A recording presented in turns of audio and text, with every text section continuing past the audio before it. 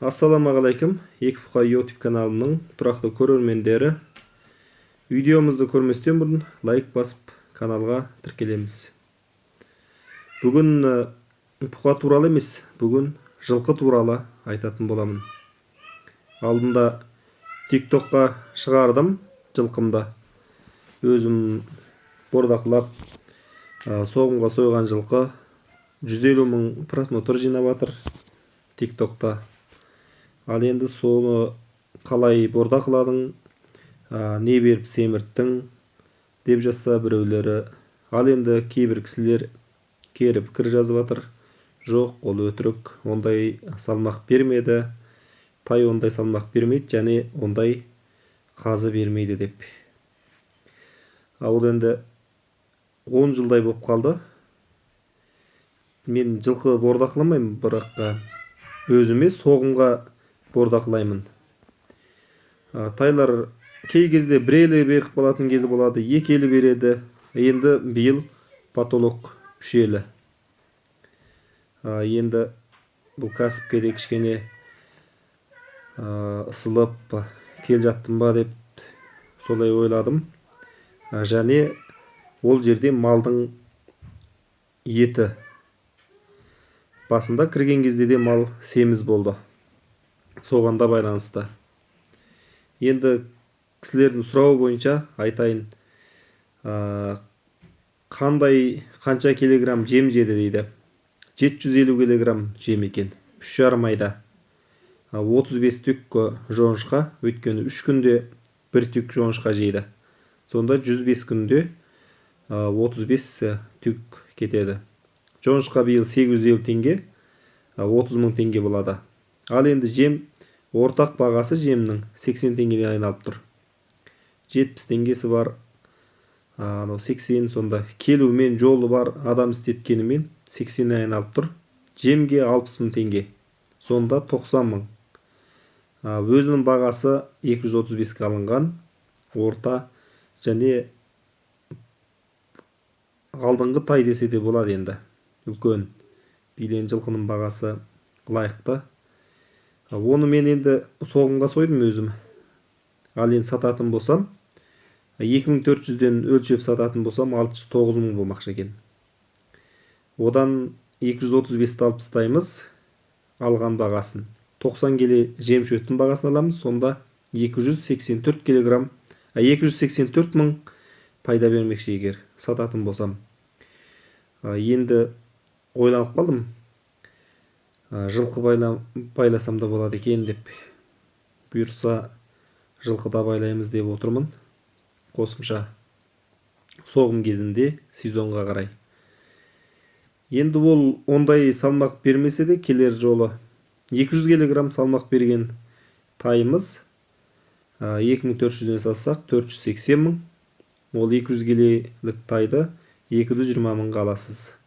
Және 90 мың расход, 150 мың мен 170 мың арасында пайда 3 ай, 3,5 айда. Ал енді ондай пайданы бұқадан 6 айда аласыз. Видео қызықтырақ болса, және де біраз мағлұмат алдым десеңіз, каналға жазылыңыз, лайк басыңыз. Сіздердің лайктарыңыз біздің видеоларымызда жоғары қарай көтеруіне себеп. Ендігі жолы қой бордақылау туралы да түсіретін боламын. Оны да өзім шағын үйде 4-5 бас бордақылайым. Болашақта қойды да бордақылап, сондай жұмыстар жасаймыз деген ниетіміз бар. Әр қазақ бай қуатты болсын, кәсіптеніңіздер, байыңыздар. Көршім байса қуан дейді ғой, өйткені ол бірдеңесін бөліп бермесе де сенен ештеңе сұрамайды дейді. Сондықтан барлығымыз бай болайық, кәсіптенейік, бір-бірімізді алға қарай сүйрейік, білгенімізбен бөлсек. Және де ол енді жаңа жемнің бағасын айттым, бірақ жемнің қандай жем екенін айтпай кетіптім. Бұл жерде басында 40% жүгері, 40% арпа, 20% кебек болды. 1 жарым айдай солай жеді. Кейін барып олай қоспадым да бұқаның жемін бердім. Бұқаның рецебімен байладым.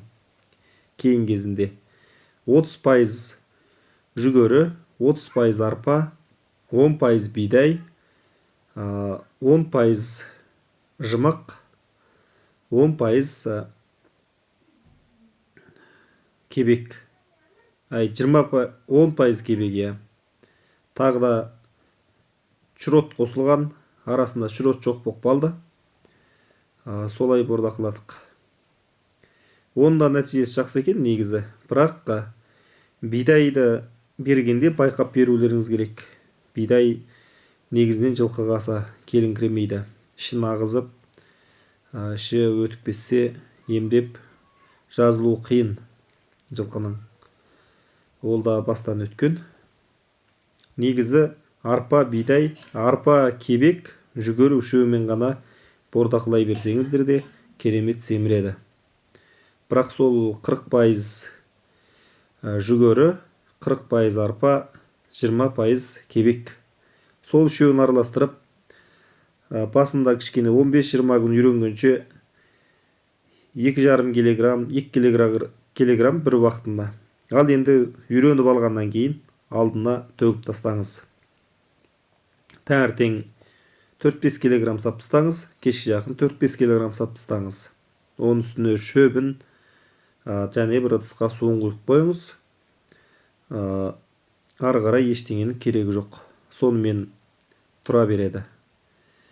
Жейтін кезде жейді жемін, шөбін жейді, суын ішеді, солай жатады. 3 айда жылқыларыңыз керемет болып семіреді.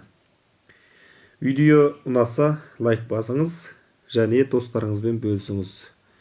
Және де біраз тағы да мағлұматтар алам десеңіз, маған WhatsApp-қа шығыңыз. Білгенімізбен бөлісеміз. 8771 413 14 17. Әр қазақ бай қуатты болсын.